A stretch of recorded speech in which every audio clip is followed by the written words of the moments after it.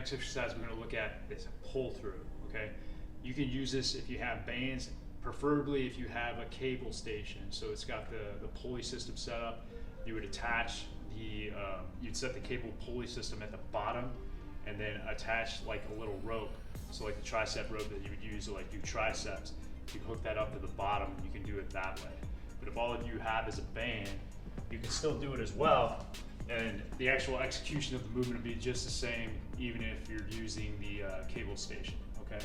So what you're gonna do, you got the hands grabbing the band, okay? Hands just in front of your body. Then from there, what you're gonna do is weight's gonna stay, you're gonna distribute on your feet, nice and flat feet, okay? Weight's gonna shift to the heels while still keeping that flat foot. I'm pushing my butt back and up towards the ceiling. Chest is coming parallel to the floor. I'm gonna feel a huge stretch through my hamstrings in this position right here. Okay, still got a hold of the band. And then what I'm gonna do from here is I'm just gonna go ahead, I'm gonna stand up, squeeze my butt at the top, and then I'm gonna go right back into my next rep. So notice the motion with the hips is back and up towards the ceiling. Common that you'll see people drop their hips like this. This will be more of like a traditional deadlift. We want to keep the hips high so that we stress the hamstrings, okay?